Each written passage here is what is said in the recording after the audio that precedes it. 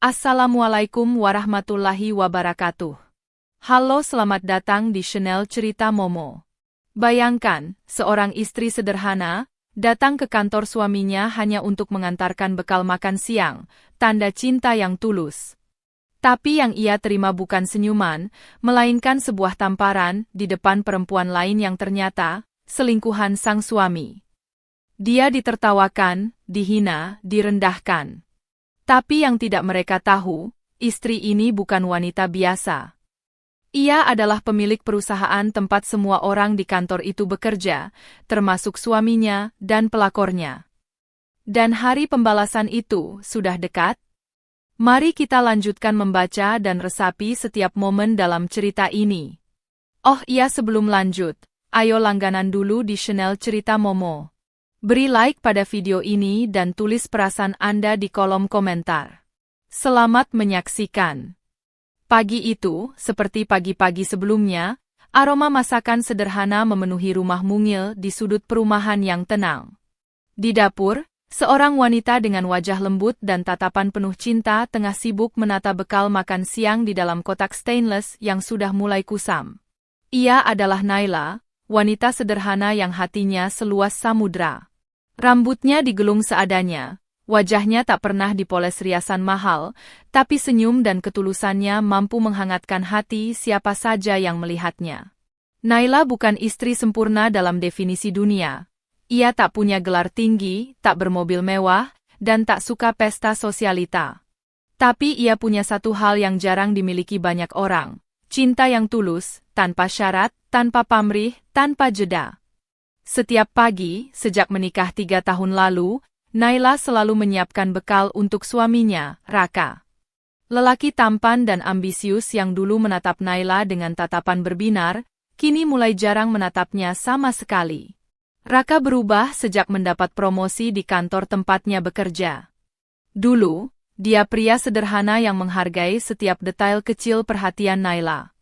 Tapi kini, dia menjadi orang asing yang tinggal di bawah atap yang sama. Sayang, aku udah siapin ayam bumbu Bali kesukaan kamu. Ada tumis buncis juga, jangan lupa dimakan ya pas istirahat, ucap Naila sambil menutup kotak bekal dengan pelan. Raka yang baru keluar dari kamar sudah memakai setelan jas lengkap. Dasi birunya rapi, rambutnya tertata sempurna. Wangi parfum mahal tercium menyengat. Tanpa menoleh, ia hanya berkata, taruh aja di meja. Aku buru-buru. Dek? Rasanya selalu seperti itu. Dingin. Hambar. Tapi Naila tetap tersenyum. Ya sudah, hati-hati di jalannya. Semoga harimu menyenangkan. Tak ada balasan. Hanya suara pintu yang menutup agak keras. Naila menatap pintu itu dengan senyum yang mulai memudar. Namun detik berikutnya, ia mengangkat wajahnya, menghela napas panjang lalu berbisik, mungkin dia hanya sedang lelah. Hari itu, entah kenapa, hati Naila terusik.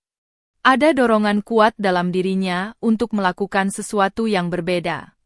Bukan untuk menguji atau memata-matai, tapi hanya ingin menunjukkan bahwa cintanya belum pudar, dan bahwa ia masih peduli, walau tak lagi dihargai. Ia mengambil bekal yang tadi ditinggalkan di meja, lalu membuka lemari kecil di ruang tamu.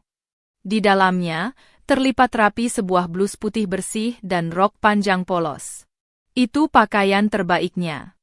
Ia menyetrikanya sekali lagi, lalu bersiap-siap. Sudah lama aku nggak mengantar makan siang ke kantornya. Mungkin dia senang kalau aku datang tiba-tiba, gumam Naila sambil mengenakan kerudung sederhana berwarna biru muda. Gedung kantor tempat Raka bekerja tampak menjulang tinggi di tengah kota. Berbeda jauh dari rumah mungil mereka di pinggiran. Saat Naila turun dari ojek online, beberapa orang memandangnya aneh. Mungkin karena gayanya terlalu sederhana untuk berada di tempat seperti itu. Tapi Naila tidak peduli. Ia memeluk kotak bekalnya erat, senyumnya tak pernah luntur. Di lobi, ia bertanya kepada resepsionis. Maaf, saya istrinya Pak Raka. Saya ingin mengantar bekal makan siang. Bisa saya ke atas sebentar? Resepsionis muda itu menatap Naila dari atas ke bawah.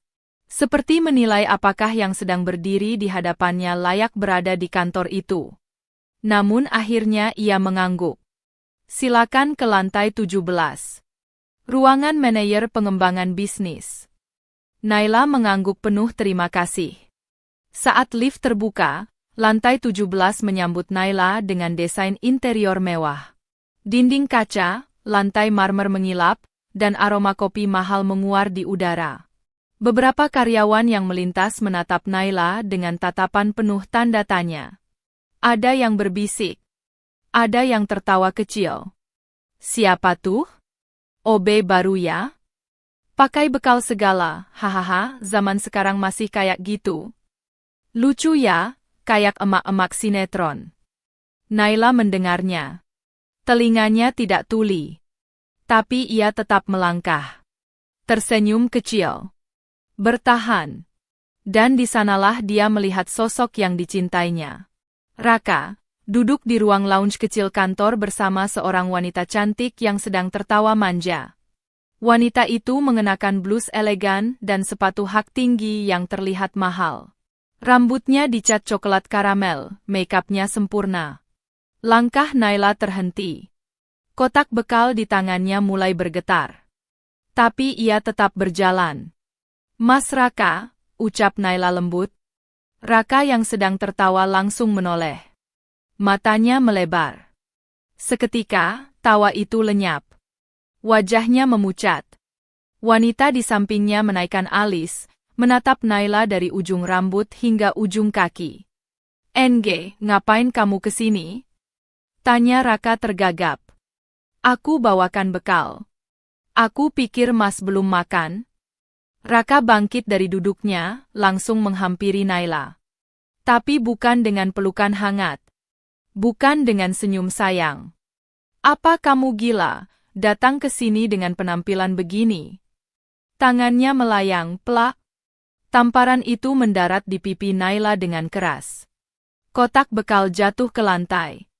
Isinya tumpah, berserakan di lantai kantor yang mengilap. Ayam bumbu Bali, tumis buncis, dan nasi putih berhamburan. Semua yang ada di lantai itu terdiam. Suara tamparan tadi menggema. Beberapa orang mulai mengambil ponsel mereka secara diam-diam. Naila memegang pipinya. Matanya membelalak, tapi tidak menangis. Ia hanya menatap suaminya, mencoba memahami, mencoba mencari sisa cinta di matanya. Mas, aku cuma pergi. Kamu bikin malu aku di depan rekan kerja dan atasan. Bentak Raka, sambil melirik wanita cantik di sampingnya. Perempuan itu menyilangkan tangan di dada, senyum sinis tersungging di bibirnya. Kalau nggak bisa jaga image, mending di rumah aja, Bu. Naila memungut kotak bekal yang sudah penyok dan kotor. Ia berdiri dengan tubuh bergetar, tapi wajahnya tetap tenang. Ia mengangguk pelan, lalu melangkah pergi tanpa kata. Tapi satu hal berubah di dalam hatinya. Cintanya yang tulus, hari itu mulai retak. Langkah kaki Naila terasa berat saat meninggalkan kantor megah itu. Setiap ayunan langkah seperti membawa beban bertonton, bukan di pundaknya, tapi di hatinya. Tamparan yang mendarat di pipi kirinya masih terasa hangat. Bukan karena fisiknya, tapi karena harga dirinya diinjak-injak di hadapan banyak orang. Namun Naila tetap tegak. Ia tak ingin terlihat lemah. Ia tak ingin pulang dengan air mata membasahi pipi. Tidak hari ini. Tidak setelah cintanya dipermalukan begitu dalam. Tapi saat Naila menekan tombol lift untuk turun, ia mendengar sesuatu. Bisikan. Tawa pelan. Dia itu istrinya para kaya? Sumpah, kayak pembantu yang nyasar. Kok bisa ya? Mana ada manajer nikah sama yang kayak gitu? Pantes aja Raka deketin Bu Clara. Jauh lebih selevel. Hati Naila mencelos. Ia tak menoleh, tapi ia tahu mereka sedang membicarakannya. Dan yang lebih menyakitkan, mereka bicara tanpa rasa bersalah, seolah dirinya bukan manusia yang bisa mendengar dan merasa. Begitu pintu lift terbuka, Naila masuk dan berdiri di pojok. Ia menunduk, memeluk kotak bekal kosong yang sudah penyok. Sebagian noda masakan masih menempel di bajunya, memberikan aroma masakan rumah yang kontras dengan wangi parfum mahal gedung itu. Seorang wanita tua, petugas kebersihan, masuk ke lift bersamanya. Petugas itu memandang Naila sebentar, lalu tersenyum lembut. "Bu, nggak apa-apa ya? Saya tadi lihat, saya yakin ibu orang baik." Naila menoleh, matanya berkaca-kaca. Tapi senyum itu membuatnya bertahan. "Terima kasih, Bu," jawab Naila pelan. Mereka turun bersama. Dan ketika Naila melangkah keluar dari gedung itu, langit mendung mulai menggantung. Seperti hatinya. Tapi ia tetap melangkah. Masih ada rumah untuk disinggahi. Masih ada kehangatan yang bisa ia ciptakan untuk dirinya sendiri. Hari itu, Naila pulang lebih cepat dari biasanya. Biasanya ia menghabiskan waktu dengan menjahit pesanan kecil dari tetangga atau membantu di warung sebelah. Tapi kali ini ia masuk ke rumah, meletakkan kotak bekal yang sudah rusak di dapur, lalu duduk di ruang tengah yang sunyi. Ia menyentuh pipinya yang kini mulai membiru. Rasanya sakit, tapi tak sesakit hatinya. Tak lama, pintu pagar diketuk dari luar. Tetangga sekaligus sahabat lamanya, Mbak Ririn, datang membawa sepiring pisang goreng hangat. "Naila, tadi aku lihat kamu pulang buru-buru. Kamu nggak apa-apa?" tanya Ririn sambil duduk di sebelah Naila. Naila tersenyum. "Aku baik-baik aja, Mbak. Cuma kecapean." Ririn memperhatikan wajah Naila. "Loh, itu pipi kamu kayak lebam ya?" Naila menoleh ke arah lain. "Kepentok pintu, Mbak," jawabnya cepat. Ririn terdiam. Ia tahu itu bohong. Tapi ia juga tahu, ada luka yang tak bisa disembuhkan dengan pertanyaan. "Enggak apa-apa, Nay. Kalau kamu butuh tempat cerita, aku di sini," ucap Ririn sambil menggenggam tangan Naila. Setelah Ririn pulang, Naila masuk ke kamar. Ia mengambil buku catatan kecil yang biasa ia pakai untuk menulis resep. Tapi kali ini bukan resep yang ia tulis, melainkan sebuah kalimat. Kesabaran itu indah, tapi bukan berarti harus diam saat diinjak. Ia menatap tulisan itu lama. Lalu membuka halaman berikutnya dan mulai menulis lagi. Tentang rasa sakitnya hari ini, tentang tatapan-tatapan sinis, tentang tamparan yang melukai martabatnya, dan tentang suaminya yang kini tak lagi ia kenal. Malamnya, Raka pulang sekitar pukul 8. Seperti biasa, ia langsung masuk tanpa salam. Tanpa senyum.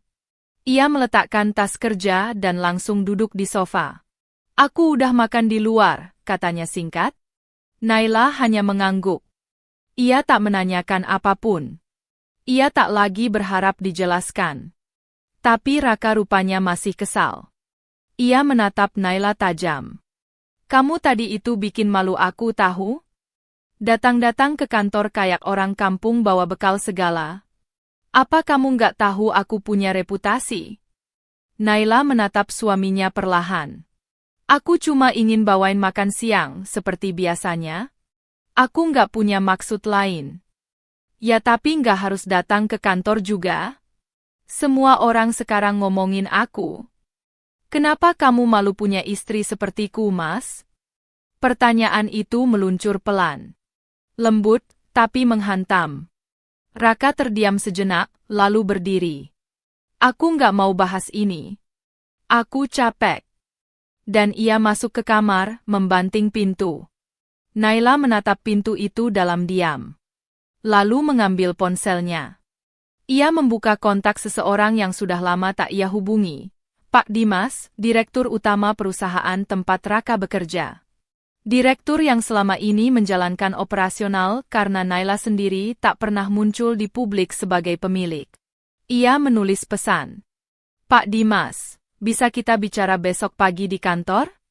Saya ingin minta laporan penuh soal manajemen dan struktur tim saat ini." Tak butuh waktu lama, pesan itu dibalas. "Siap, Bu Naila." Saya akan siapkan semua laporan internal. Terima kasih telah menghubungi. Naila menutup ponsel, lalu tersenyum tipis. Hari ini ia dipermalukan. Tapi itu juga hari di mana ia membuka kembali lembaran yang telah lama ia simpan. Keesokan harinya, di kantor Raka, suasana mulai berubah. Kabar soal wanita kampungan yang ditampar suami tersebar di antara para karyawan. Ada yang menertawakan. Ada pula yang merasa tak nyaman. Lo tahu nggak sih? Ternyata itu istrinya Pak Raka. Ya ampun, kasihan banget. Ditampar di depan umum. Gila sih. Kalau gue jadi dia, gue udah lapor polisi. Katanya istri Pak Raka tuh punya bisnis juga loh. Jangan-jangan. Bisikan-bisikan mulai berbalik arah. Apalagi setelah ada kabar bahwa Direktur Utama hari ini memanggil semua divisi untuk menyerahkan laporan keuangan dan laporan personalia. Kantor mulai tegang. Pelakor yang selama ini dikenal sebagai Bu Clara, atasan baru Raka, ikut was-was. Beberapa pihak mulai mempertanyakan asal-usulnya, karena sebelumnya ia tidak pernah tercantum di struktur resmi. Dan tepat siang harinya, sebuah kabar mengejutkan muncul dari HRD. Ada audit internal besar-besaran dalam beberapa hari ke depan. Semua divisi harus bersiap. Di ruang kerja Raka, ia menatap layar laptopnya sambil menggigit bibir. Ia tak tahu, badai yang ia ciptakan sendiri, kini perlahan mendekat. Dan di balik badai itu, ada Naila, wanita yang ia remehkan, kini bersiap mengambil kembali tempatnya yang sebenarnya. Kantor Raka hari itu lebih sunyi dari biasanya. Meskipun suara keyboard dan mesin printer masih terdengar seperti biasa, ada ketegangan yang menggantung di udara. Para karyawan seperti berjalan di atas telur, berhati-hati, takut salah bicara, takut salah langkah. Apalagi sejak kabar tentang audit besar-besaran tersebar di seluruh departemen. Raka duduk di ruangannya, mencoba tetap tenang. Tapi pikirannya berkecamuk. Ia tak tahu apa yang sebenarnya sedang terjadi. Tapi ia yakin semua ini ada hubungannya dengan Naila. Dan itu membuatnya makin gusar. Kenapa dia tiba-tiba muncul di kantor? Kenapa harus sekarang? Apa yang dia rencanakan? Gumam Raka sambil meremas rambutnya sendiri. Di ruangan lain, Bu Clara, wanita cantik, elegan, tapi penuh ambisi tersembunyi, tampak gelisah. Ia terus-menerus memeriksa ponsel, menunggu pesan dari pemilik saham minoritas yang selama ini ia dekati untuk mempertahankan posisinya. Audit apa ini? Kenapa tiba-tiba? Apa ada yang curiga? Bisiknya pelan. Ketika jam makan siang tiba, kantor mulai agak longgar. Karyawan keluar masuk pantry, sebagian pergi ke kantin di bawah gedung. Namun ada kejadian yang tak disangka, dan akan dikenang oleh semua orang yang melihatnya hari itu. Naila datang lagi. Dengan langkah pelan, sederhana, namun penuh keteguhan, ia melangkah masuk ke lantai 17. Kali ini tidak membawa bekal, tidak membawa senyum, hanya membawa keberanian. Itu, yang kemarin ditampar itu kan? Bisik salah satu karyawan. Iya, itu dia. Masih berani ke sini. Gila, dia datang lagi? Tapi Naila tak peduli. Langkahnya terhenti di depan lounge tempat suaminya biasa duduk. Dan seperti deja vu, di sanalah Raka dan Clara sedang duduk bersama. Tertawa kecil. Terlihat akrab. Terlihat seperti pasangan sempurna, kalau saja bukan karena Clara bukan istri sah Raka. Naila berdiri di hadapan mereka. Mas Raka, boleh bicara sebentar? Suaranya pelan, tapi tegas. Raka langsung kaget, lalu berdiri. Kamu ngapain kesini lagi? Suaranya mulai naik. Clara menyeringai. Astaga, Bu. Masih belum kapok juga? Atau jangan-jangan sengaja ya, biar kami dikasihani? Beberapa karyawan yang ada di sekitar mulai memperhatikan. Bahkan beberapa dari mereka sudah mengaktifkan kamera ponsel mereka diam-diam. Naila menarik napas panjang. Aku hanya ingin mengembalikan sesuatu yang kemarin jatuh, katanya sambil mengeluarkan kotak bekal yang sudah penyok dari dalam tas kanvasnya. Ini milikmu, Mas. Meskipun sudah rusak, tapi isi di dalamnya tetap dibuat dengan cinta. Clara tertawa mengejek. Cinta? Wah, definisi cinta kamu terlalu murahan, Bu. Raka yang sudah malu setengah mati, tiba-tiba menghentak. Sudah cukup. Pergi dari sini sekarang juga. Kamu bikin malu aku lagi. Lalu, tanpa peringatan, plak. Raka menampar Naila. Lagi. Di depan semua orang. Di depan Clara. Di depan rekan kerjanya. Di depan kamera-kamera yang menyala diam-diam. Semua membeku. Kotak bekal itu terlepas dari tangan Naila, terjatuh ke lantai, lagi. Namun kali ini, Naila tidak menunduk. Ia tidak gemetar. Ia tidak menangis. Ia berdiri tegak, menatap Raka langsung di mata. Terima kasih, Mas, karena hari ini kamu sudah menunjukkan siapa kamu sebenarnya. Dan terima kasih juga, karena kamu sudah membantu mempercepat proses yang harusnya kulakukan sejak lama. Raka mengernyit. Apa maksudmu? Clara melipat tangan. Drama lagi? Tapi sebelum ada jawaban, suara langkah kaki terdengar dari arah lift. Seorang pria dengan jas hitam rapi masuk. Wajahnya tenang namun berwibawa. Ia membawa map besar di tangan. Permisi. Saya mencari Bu Naila, katanya dengan nada hormat. Semua langsung menoleh. Naila mengangkat tangannya. Saya Naila. Pria itu langsung membungkuk sedikit. Laporan lengkap audit internal perusahaan, sesuai permintaan Ibu. Dan juga file rekaman CCTV seperti yang Ibu minta kemarin. Raka dan Clara membeku. CCTV? Tanya Raka lirih. Naila mengambil map itu dengan tenang. Terima kasih, Pak Dimas. Clara mulai gelisah. Naila, kamu ini siapa sebenarnya? Naila menatap keduanya. Aku adalah istri sah dari Raka. Dan lebih dari itu, ia tersenyum kecil. Aku adalah pemilik utama perusahaan ini. Semua langsung gaduh. Apa? Pemilik? Yang benar? Clara terlihat seperti kehilangan warna wajah. Raka bahkan hampir tidak bisa berdiri tegak. Kamu bohong, suara Raka bergetar. Naila membuka map besar itu dan menunjukkan bukti-bukti kepemilikannya. Nama Naila tercetak jelas sebagai pemilik saham mayoritas di perusahaan itu. Ia juga menunjukkan rekaman CCTV yang merekam jelas peristiwa saat dirinya ditampar di depan umum. Sudah cukup lama aku diam. Tapi kesabaran itu punya batas. Aku sudah mempercayakan perusahaan ini untuk dikelola orang-orang yang layak, tapi ternyata ada yang lebih memilih mempermalukan keluarganya sendiri demi status dan gengsi. Naila menatap langsung ke arah Clara. Dan kamu sudah cukup lama memanfaatkan saham kecil milik investor pasif untuk mengatur jabatanmu sendiri. Tapi permainanmu selesai hari ini. Semua yang hadir diam. Suasana berubah dari sinis menjadi kagum. Dari mengejek menjadi malu. Dan Naila berdiri di tengah semuanya, bukan lagi sebagai wanita kampungan pembawa bekal, tapi sebagai sosok yang anggun, kuat, dan tak tergoyahkan. Clara mencoba berbicara, tapi suaranya tak keluar. Raka hanya bisa menatap kosong. Dan semua kamera merekam semuanya. Langit mulai mendung ketika Naila melangkah keluar dari gedung megah itu. Angin sore yang berhembus lembut terasa seperti bisikan alam yang mencoba menenangkan gejolak hatinya. Tangannya masih memegang map laporan audit.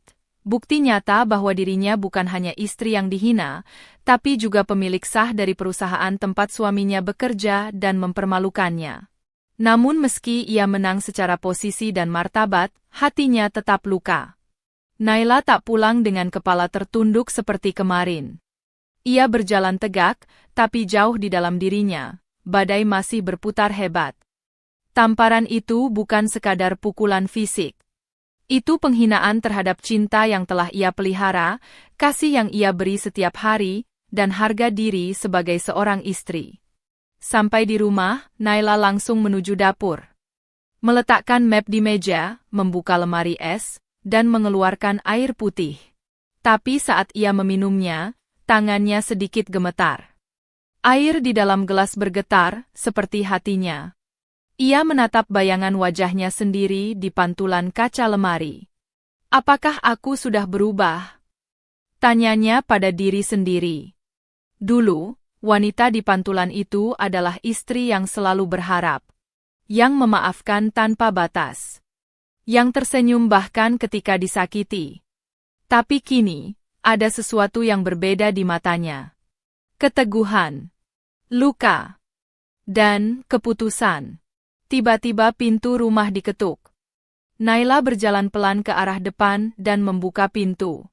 Di sana berdiri Ririn, tetangganya yang dari kemarin merasa ada sesuatu yang disembunyikan Naila. "Nay, kamu nggak apa-apa? Tadi aku lihat berita viral di grup RT. Ada video kamu ditampar Raka di kantor, terus kamu, astaga, kamu pemilik perusahaan itu? Itu bener kamu?" Naila menghela napas. "Iya, itu aku." Ririn masuk dan langsung memeluknya. "Ya Allah Nay, kamu kuat banget. Aku nggak nyangka." Pelukan itu pecah. Dan air mata Naila pun jatuh. Bukan karena sedih. Tapi karena akhirnya, ada yang peduli tanpa menilai. Ada yang melihat lukanya dan ikut merasa sakit. "Aku cuma pengen dihargai, Rin. Bukan dihormati. Bukan dipuja. Cukup dianggap penting sebagai istri." Tapi ternyata itu terlalu mahal baginya. Ririn mengusap air mata Naila. "Kamu jauh lebih berharga dari yang dia pikir. Dan kamu udah buktiin itu." Malam tiba. Naila duduk di ruang tengah dengan buku catatannya. Kali ini ia menulis bukan karena ingin meluapkan kesedihan, tapi untuk menyusun rencana. Ia tahu ini bukan akhir. Ini baru permulaan. Sambil menulis, ia menyalakan rekaman video tamparan di kantor yang kini sudah tersebar luas di media sosial. Kolom komentar penuh dengan dukungan untuknya. Perempuan ini luar biasa. Ditampar tapi tetap berdiri dengan elegan. Suaminya sih harusnya malu.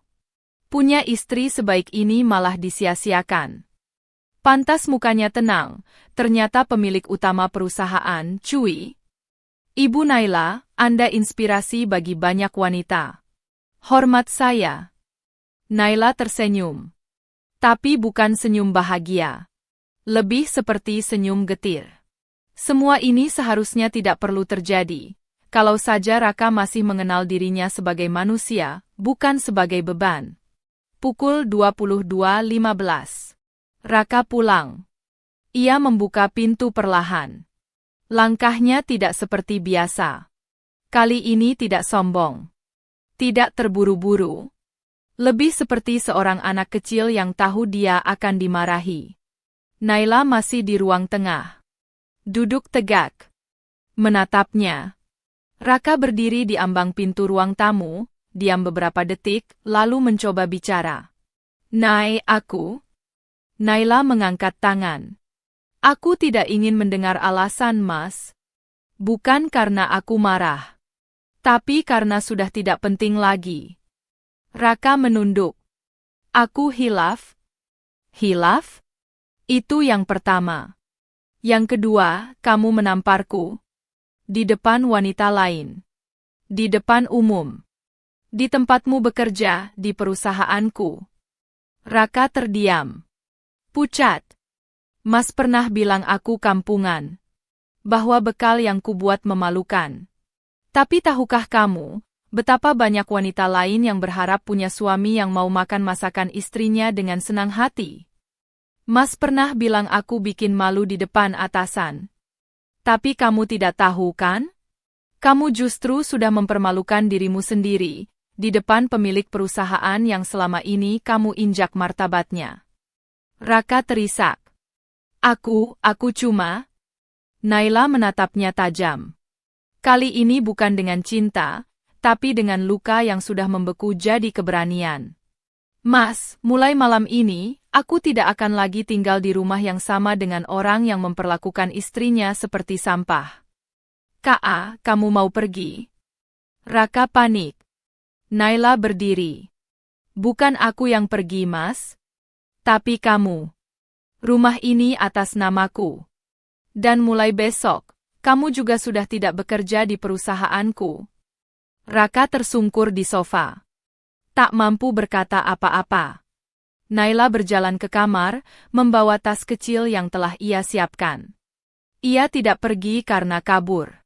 Tapi karena ingin memberi jarak, agar hatinya tidak hancur lebih dalam lagi. Sebelum masuk kamar, ia menoleh sekali lagi. Mas, aku dulu mencintaimu tanpa syarat. Tapi cinta yang diinjak tidak akan tumbuh lagi. Ia hanya akan jadi pelajaran, bukan pengharapan. Dan pintu kamar pun tertutup. Keesokan paginya, Naila berdiri di depan cermin. Ia mengenakan blus putih bersih dan celana panjang krem. Rambutnya disisir rapi, wajahnya tanpa make-up. Tetap sederhana, tapi kali ini auranya berbeda. Dia bukan lagi istri yang hanya menunggu di dapur. Dia adalah wanita yang memilih untuk bangkit. Wanita yang sudah mulai berdamai dengan luka, dan siap membalas, bukan dengan amarah, tapi dengan keadilan. Pagi itu, sinar matahari masuk perlahan melalui jendela kamar. Naila berdiri di depan cermin dengan tatapan tajam tapi tenang. Tidak ada lagi ragu dalam dirinya. Setelah malam penuh air mata dan keputusan, kini ia siap mengambil kembali haknya, bukan hanya sebagai istri, tapi sebagai pemilik kekuasaan yang selama ini ia sembunyikan. Telepon genggamnya berbunyi. Nama yang muncul di layar, Pak Dimas. Selamat pagi, Bu Naila. Semua laporan yang Ibu minta sudah kami siapkan. Tim legal juga sudah mengkonfirmasi status pemilikan saham. Apakah Ibu ingin langsung hadir ke kantor pusat hari ini? Suara Pak Dimas terdengar hormat, tapi bersemangat. Iya, Pak. Saya akan ke sana pagi ini. Dan satu lagi, tolong kumpulkan semua data riwayat kepegawaian atas nama Clara Prameswari dan Raka Mahendra. Saya ingin tahu semua, dari awal mereka masuk sampai sekarang. Siap, Bu. Saya pastikan semua aman dan lengkap. Naila menutup telepon. Matanya menatap lurus ke depan. Ini bukan lagi soal harga diri semata, tapi tentang kebenaran yang harus ditegakkan. Beberapa tahun lalu, sebelum menikah dengan Raka, Naila adalah wanita yang diam-diam memimpin perusahaan peninggalan orang tuanya. Ia satu-satunya anak dari keluarga konglomerat yang memilih hidup rendah hati. Bukan karena tidak mampu bergaya, tapi karena ia tahu, kekuasaan bisa membutakan jika tidak disertai hati yang tulus. Ia mempercayakan perusahaan kepada Pak Dimas, sahabat mendiang ayahnya, untuk menjalankan operasional harian. Naila hanya memantau lewat laporan bulanan dan jarang turun langsung. Ia bahkan tak mencantumkan namanya di struktur publik perusahaan. Semua dilakukan agar ia bisa hidup bebas tanpa bayang-bayang kekuasaan, dan mencari cinta yang melihat dirinya sebagai wanita, bukan sebagai kekayaan. Dan disitulah ia bertemu Raka. Pemuda penuh ambisi tapi sederhana saat itu. Pandai bicara, penuh pesona, dan membuat Naila percaya, mungkin inilah pria yang bisa mencintai dirinya apa adanya. Mereka menikah setelah 2 tahun pacaran. Naila tak pernah mengatakan siapa dirinya sebenarnya. Ia memilih hidup sederhana di rumah kecil, jauh dari kantor pusat. Bahkan saat Raka diterima bekerja di perusahaan miliknya, Naila tidak memberitahukan siapa dirinya kepada HRD. Ia hanya meminta Pak Dimas menjaga rahasia itu. Namun sejak Raka naik jabatan, sejak wajah-wajah atasan palsu bermunculan, Naila mulai merasa ada yang tidak beres. Dan peristiwa tamparan itu menyadarkannya. Ia harus turun tangan. Siang itu, Naila tiba di kantor pusat perusahaan, gedung yang megah, tapi jarang ia datangi sejak menyerahkan operasional. Kali ini, semua staf sudah tahu siapa dia. Ketika Naila melangkah masuk, semua berdiri, membungkuk dengan hormat. "Ibu Naila, selamat datang," sapa resepsionis dengan wajah tegang. Naila hanya tersenyum tipis. Ia tak haus hormat. Tapi ia ingin semua tahu, diamnya bukan karena lemah. Pak Dimas menyambutnya di lantai eksekutif, membawa 2 berkas besar. Ini laporan personal Clara Prameswari. Ia masuk sebagai staf marketing lewat rekomendasi dari salah satu pemegang saham minoritas, lalu naik jadi manajer hanya dalam waktu 8 bulan. Naila membuka laporan itu, membolak-balik data dengan teliti. Ada prestasi menonjol? Tidak, Bu. Justru banyak laporan kerja tak lengkap. Tapi karena dia dekat dengan investor, kenaikan jabatan terjadi di luar sistem normal. Naila mengangguk. Dan Raka? Pak Dimas membuka berkas lain. Raka masuk 2 tahun lalu. Awalnya kerja bagus.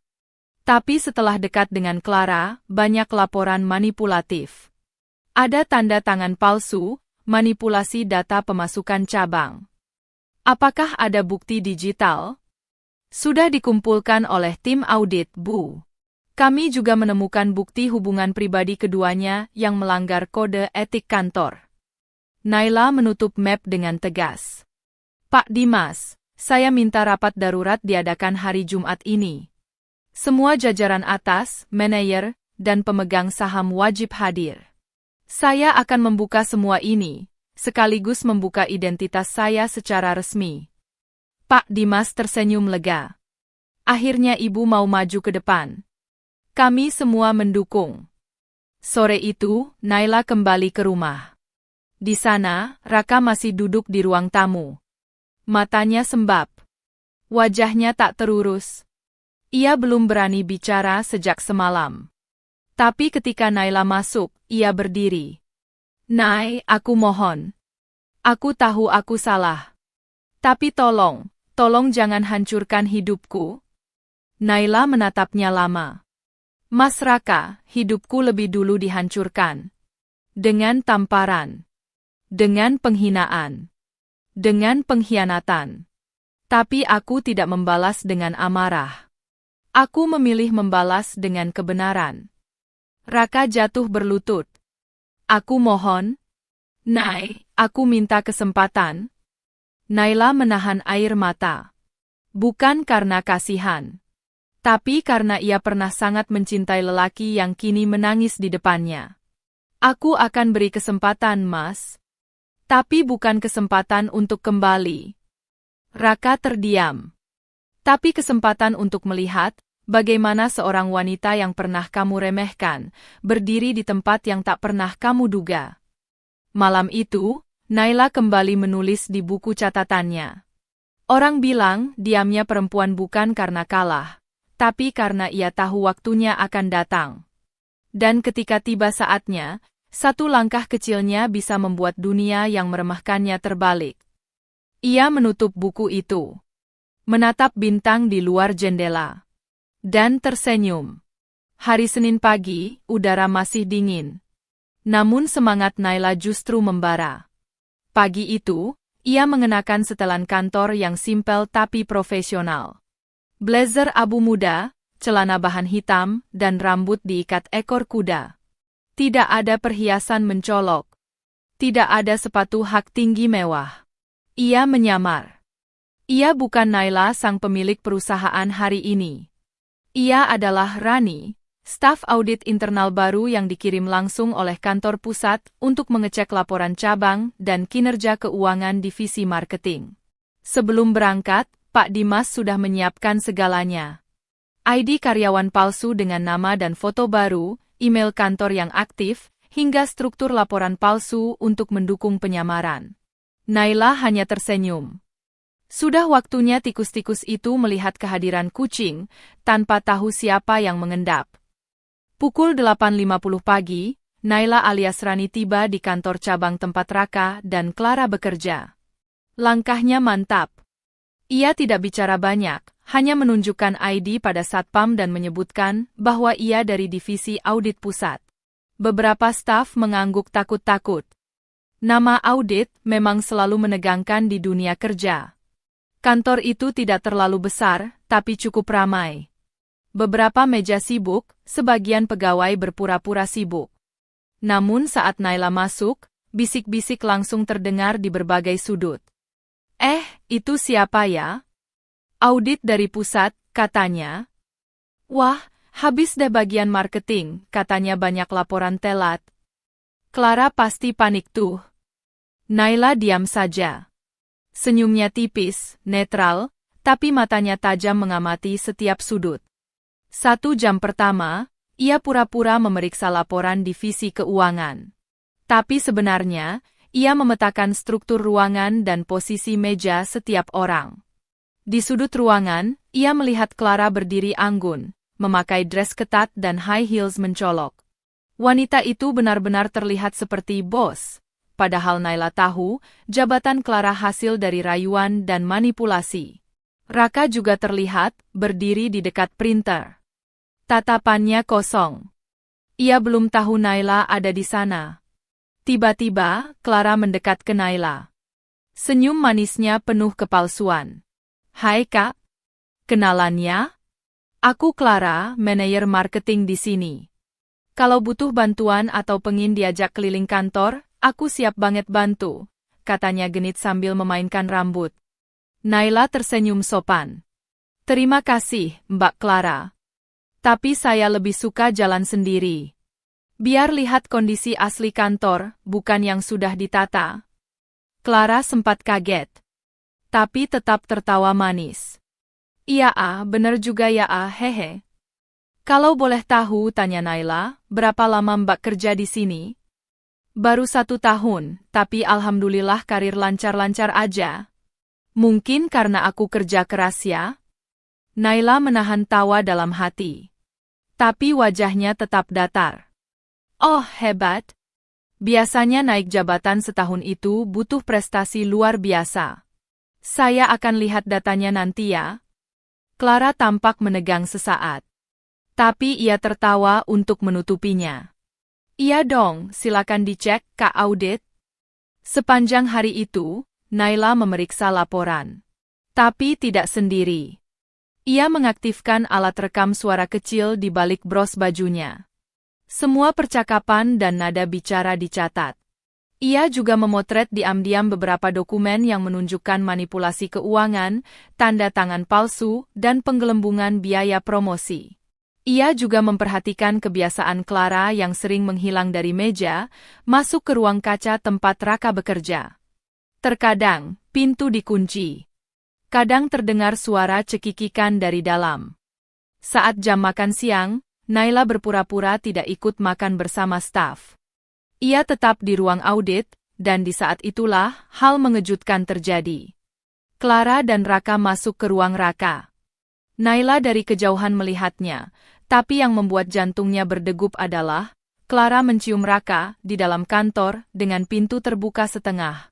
Tak ada rasa malu. Tak ada rasa takut. Naila segera merekam kejadian itu dari balik meja. Ia tahu ini bukan hanya pelanggaran moral, tapi juga pelanggaran etika kerja yang berat. Setelah sehari penuh, Naila pulang dengan tumpukan data dan rekaman yang cukup untuk membuka seluruh kebusukan mereka. Malamnya, ia langsung menyerahkan semuanya ke Pak Dimas. Apa Ibu yakin ingin langsung membuka semua ini di rapat hari Jumat? Tanya Pak Dimas. Naila mengangguk. Saya ingin mereka tahu. Wanita yang mereka hina sebagai kampungan ternyata adalah pemilik kuasa tertinggi. Dan saya ingin itu menjadi pelajaran untuk semua, bahwa meremehkan kebaikan seseorang bisa jadi awal kehancuranmu. Pak Dimas tersenyum bangga. Ibu Naila, ini akan jadi hari yang tak akan dilupakan siapapun di perusahaan. Keesokan harinya, pengumuman rapat besar disebar ke semua manajer dan petinggi. Clara terlihat panik, tapi berusaha tetap tenang. Raka makin terlihat murung. Beberapa pegawai mulai mendengar bisik-bisik bahwa rapat ini akan mengubah segalanya. Namun tak ada yang tahu satu hal, pemilik utama perusahaan akan datang sendiri dan semua topeng akan jatuh. Malam itu, Naila menatap cermin. Ia tersenyum. Hari ini ia bukan hanya istri yang tersakiti, tapi ratu yang siap duduk di tahtanya kembali. Jumat pagi datang dengan langit sedikit mendung. Di kantor tempat Raka dan Clara bekerja, suasana tegang terasa sejak pintu dibuka. Semua karyawan berbicara berbisik-bisik, wajah mereka penuh tanya. Katanya hari ini ada rapat besar dari kantor pusat. Beneran?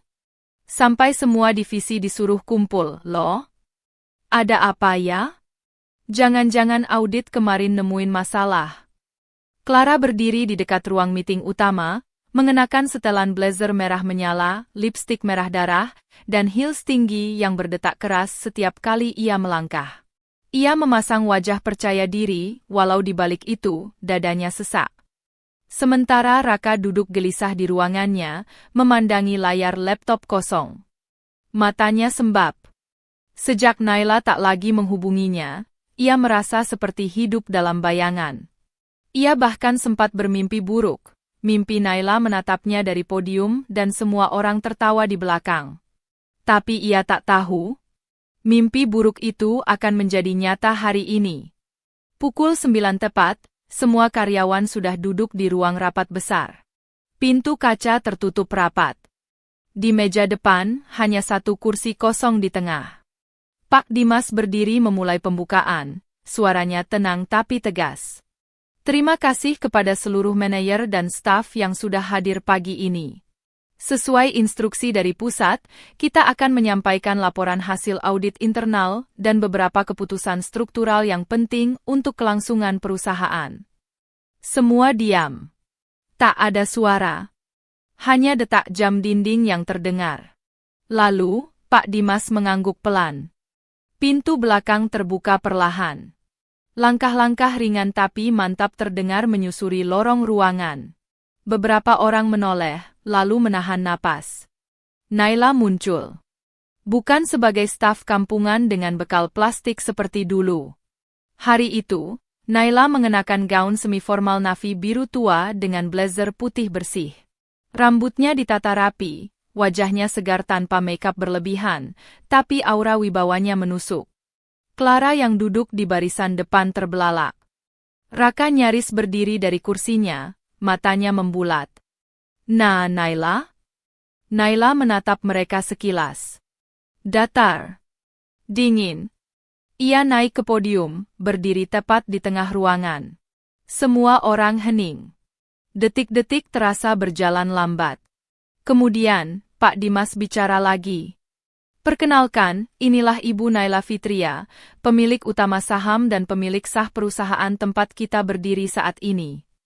Gemuruh kecil langsung terdengar. Apa? Serius? Yang kemarin ditampar suaminya di lobi kantor itu, dia? Wajah Clara memucat seperti kertas. Raka tak bisa berkata-kata, bibirnya gemetar. Naila mengambil mic. Saya berdiri di sini bukan sebagai istri yang ditampar di depan umum. Bukan juga sebagai wanita yang dianggap kampungan karena membawa bekal. Saya berdiri di sini, sebagai pemilik dari perusahaan ini. Suasana mendadak hening seperti kuburan. Naila melanjutkan. Beberapa hari lalu, saya menyamar sebagai staf audit. Saya ingin melihat sendiri, dengan mata kepala saya, bagaimana sistem kerja, kinerja, dan moral orang-orang yang bekerja di bawah nama perusahaan saya. Ia memegang remote, lalu menyalakan layar proyektor besar di belakangnya. Tampilan pertama, potongan rekaman CCTV di lobi. Saat Naila datang membawa bekal, disambut Clara yang tertawa, dan kemudian Raka menampar Naila. Semua mata membelalak. Raka langsung berdiri. Nah, Naila, aku bisa jelaskan semuanya. Naila menatapnya tajam. Kau memalukan, Raka. Bahkan untuk meminta maaf pun kau tak punya waktu. Tampilan kedua. Foto-foto dokumen keuangan yang dimanipulasi. Ada tanda tangan Clara di berbagai laporan penggelembungan dana promosi. Tampilan ketiga, rekaman video Clara dan Raka berpelukan di ruang kantor. Clara berdiri dan mencoba bicara, tapi suaranya gemetar. Itu editan. Itu bukan, aku enggak. Naila hanya menatap datar. Kalian bukan hanya menghina aku sebagai istri, tapi juga telah menghancurkan integritas perusahaanku. Aku tidak akan membiarkan tikus-tikus seperti kalian bertahan di dalam kapal yang kubangun dengan penuh kerja keras dan kejujuran.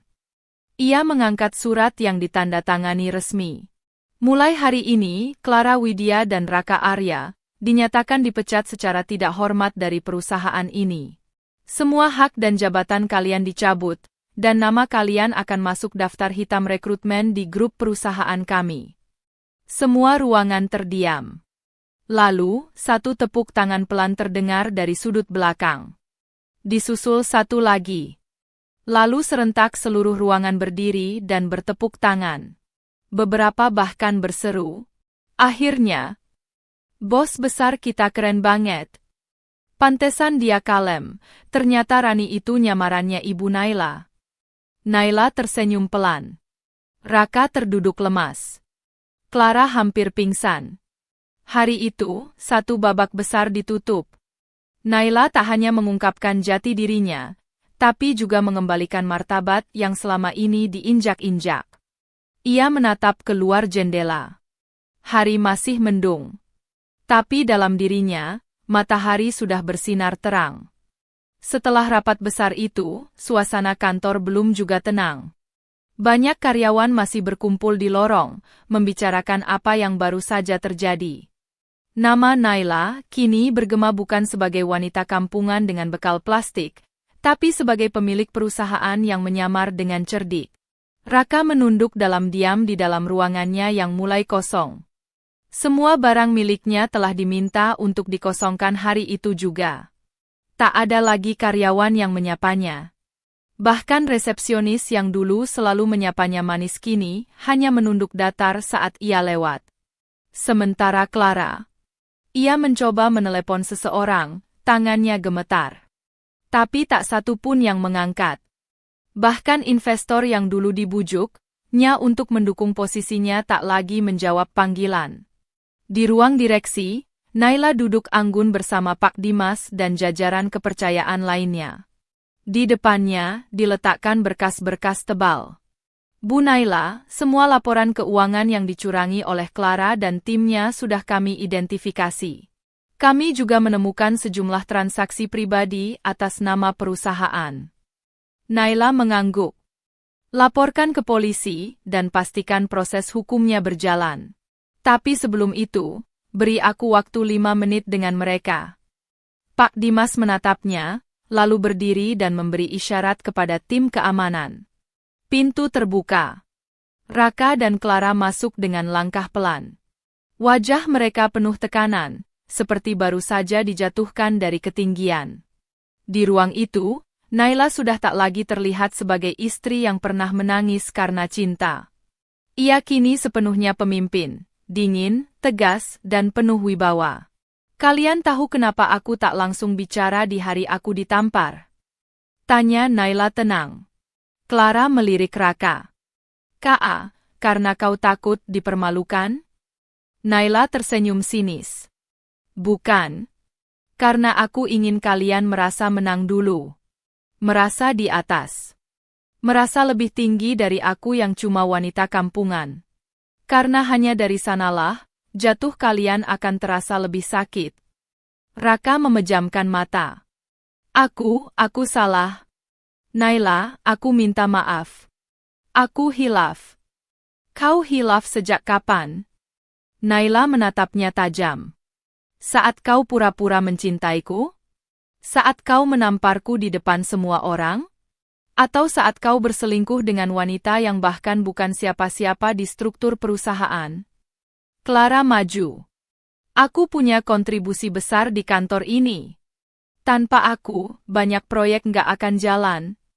Naila berdiri perlahan, berjalan mendekatinya. "Kau bahkan bukan pegawai tetap. Semua jabatanmu hasil bujuk rayumu pada investor minoritas. Dan hari ini, seluruh saham minoritas sudah diambil alih oleh grup pusat. Artinya, kamu bukan siapa-siapa di perusahaan ini. Clara terdiam. Pucat. Lalu terduduk di kursi, lemas. Naila membuka map berisi foto-foto dan video. Ia melemparkan beberapa ke atas meja. Terlihat jelas Clara bersama salah satu direktur cabang yang kini sudah dinonaktifkan. Foto-foto menunjukkan transaksi mencurigakan, liburan mewah, dan pesta dengan uang perusahaan. Aku diam bukan karena aku bodoh, Clara.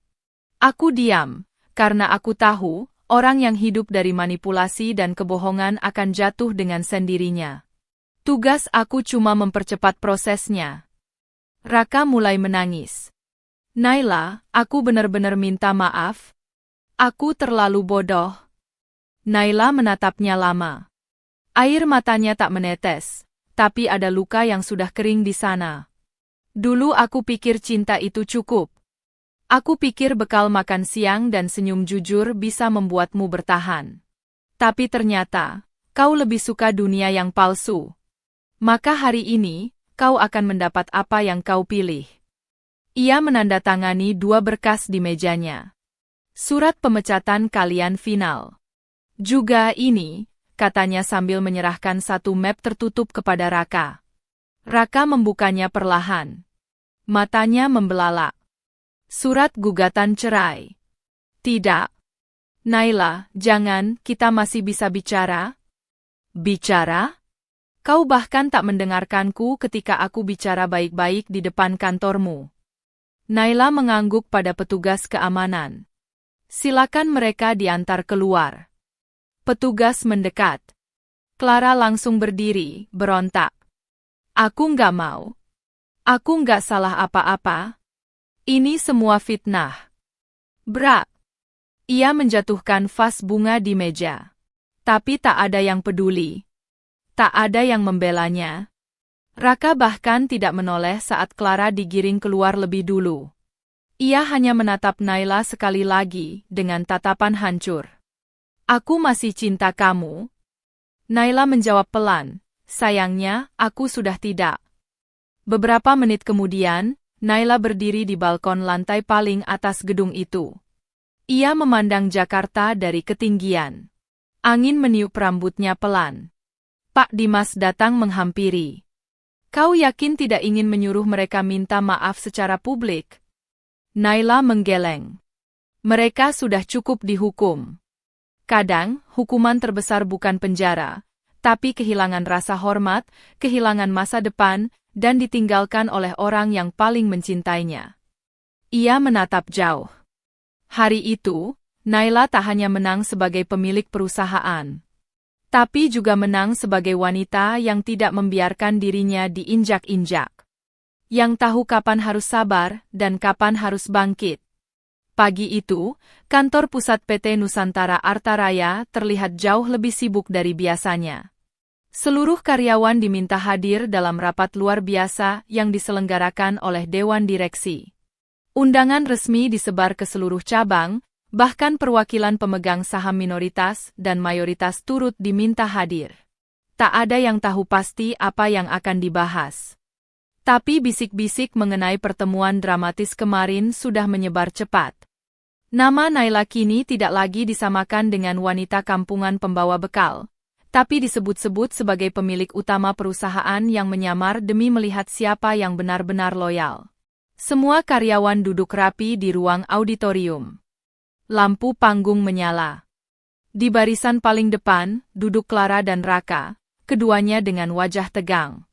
Surat pemecatan mereka memang sudah dikeluarkan, tapi Naila sengaja menunda publikasinya secara resmi, menyiapkan satu panggung terakhir. Tak lama, pintu terbuka. Naila masuk. Anggun. Penuh wibawa.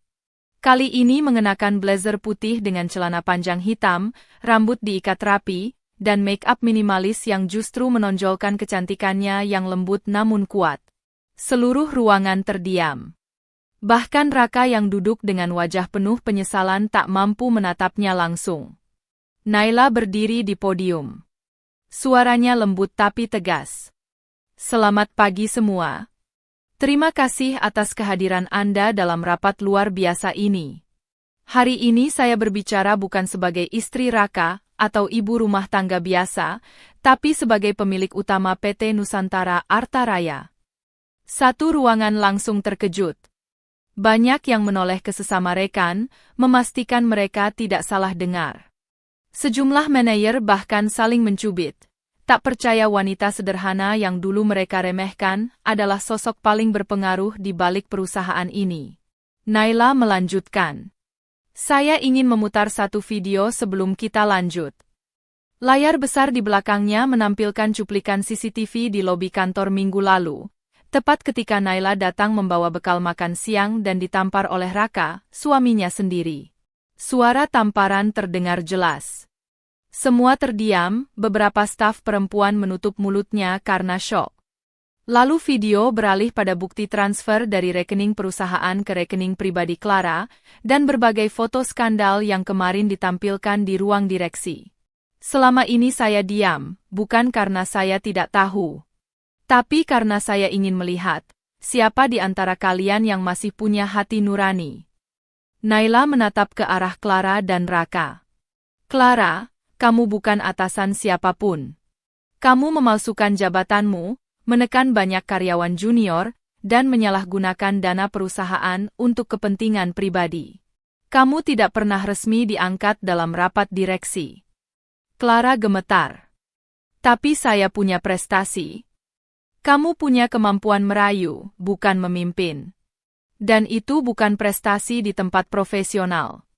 Seluruh ruangan mendesis kecil. Naila mengalihkan pandangan ke Raka. Wajahnya tanpa raut benci, hanya datar dan mantap. Dan kamu, Raka? Aku mencintaimu dengan tulus. Aku bahkan menyembunyikan siapa diriku agar kamu bisa menjadi pria sejati tanpa tekanan. Tapi yang kau lakukan justru memalukan. Kau menampar wanita yang mencintaimu, hanya karena malu dilihat rekan kerja saat dibawakan bekal. Raka berdiri. Naila, aku salah. Aku terlalu sombong. Aku terlambat. Naila mengangkat selembar surat. Dengan ini, saya umumkan secara resmi, Clara dan Raka dipecat dari perusahaan ini pertanggal hari ini dengan status tidak hormat. Segala fasilitas perusahaan dicabut. Anda juga tidak diperkenankan lagi memasuki gedung tanpa izin. Tepuk tangan perlahan mulai terdengar, kemudian menjadi semakin besar. Semua karyawan bersorak, bukan karena Naila menyiksa mereka, tapi karena selama ini banyak yang merasa tertindas oleh keangkuhan Clara dan sikap sok kuasa Raka. Semua orang tahu, hari itu adalah hari pembebasan. Dan satu lagi, ucap Naila, menatap ke arah media internal perusahaan yang sedang merekam acara ini. Ia membuka satu map terakhir. Ini adalah surat gugatan cerai.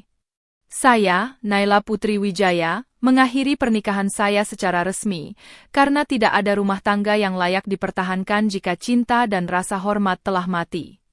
Raka terdiam. Matanya merah, tapi tak sepatah kata pun keluar. Clara melirik kiri kanan, berharap masih ada yang berpihak padanya. Tapi semua mata hanya memandang datar. Ia bukan siapa-siapa lagi. Naila menutup pidatonya. Hari ini bukan tentang balas dendam. Tapi tentang keadilan, dan tentang harga diri seorang perempuan yang terlalu lama dianggap lemah. Semua berdiri. Standing ovation. Naila berjalan meninggalkan panggung, diiringi tepuk tangan. Hari itu menjadi sejarah baru. Di kalender perusahaan, hari itu tercatat sebagai Hari Integritas Keberanian Wanita, permintaan khusus dari karyawan yang terinspirasi oleh sosok Naila. Sementara itu, Raka dan Clara keluar dari gedung tanpa kendaraan perusahaan. Tas mereka digendong sendiri. Tak ada supir, tak ada kemewahan. Bahkan tak ada satpam yang menyapa. Clara menatap Raka kesal. Semua ini salah kamu. Kalau kamu nggak bawa-bawa istri kampunganmu itu ke kantor, semua nggak akan ketahuan. Raka balas menatap tajam. Jangan nyalahin aku. Kamu juga senang hidup mewah dari uang perusahaan.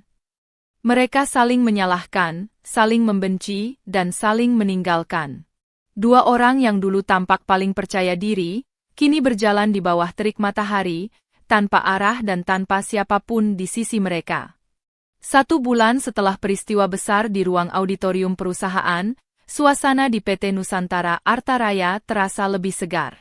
Karyawan bekerja dengan lebih semangat. Tak ada lagi tekanan dari atasan yang arogan.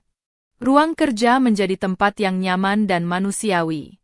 Dan Naila, kini bukan lagi sosok istri pendiam yang dianggap kampungan.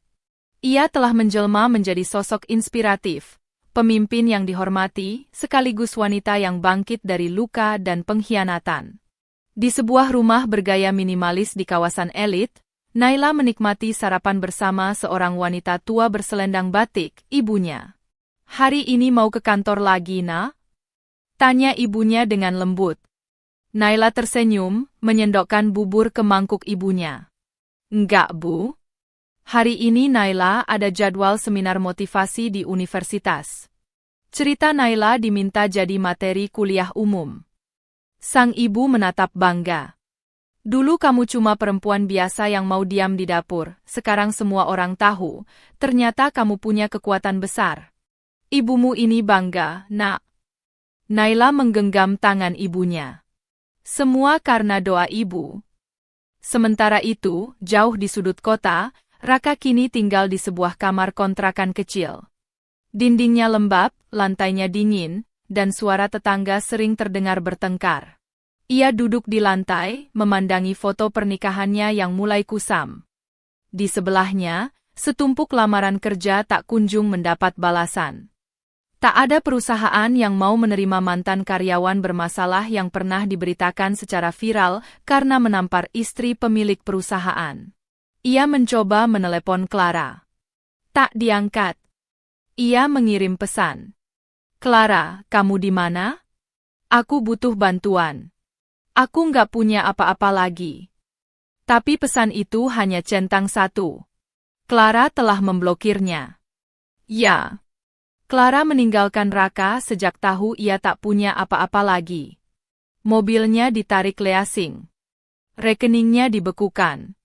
Semua barang mewahnya dijual diam-diam. Clara kini menjalin hubungan dengan pria baru, pemilik restoran cepat saji, dengan harapan bisa hidup enak lagi. Dan Raka? Ia duduk sendiri, termenung, menyesali semuanya. Terngiang-ngiang suara Naila saat mengatakan, "Aku menyembunyikan siapa diriku agar kamu bisa menjadi pria sejati." Kini ia sadar, wanita yang ia tampar karena gengsi, justru wanita yang paling berharga dalam hidupnya. Tapi semuanya sudah terlambat. Di sisi lain kota, seminar dimulai. Aula kampus dipenuhi mahasiswa dan dosen. Naila berdiri di atas podium, elegan seperti biasa. Ia menceritakan pengalamannya dengan nada tenang, tentang bagaimana ia jatuh cinta, dikhianati, ditampar, dan bangkit dengan kekuatan cinta diri. Salah satu mahasiswa mengangkat tangan. "Bu Naila, kalau boleh bertanya, apakah ibu masih mencintai suami ibu yang dulu?" Naila tersenyum. "Aku pernah mencintainya dengan seluruh hatiku. Tapi cinta yang baik itu bukan soal bertahan saat disakiti, tapi tahu kapan harus melepaskan diri dari luka. Hari ini aku mencintai diriku sendiri, jauh lebih besar dari siapapun yang pernah menyakitiku."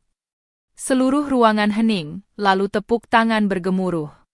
Hari itu, Naila tidak hanya menjadi wanita sukses. Ia menjadi simbol kebangkitan perempuan.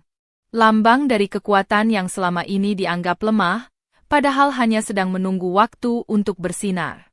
Beberapa bulan kemudian, PT Nusantara Arta Raya makin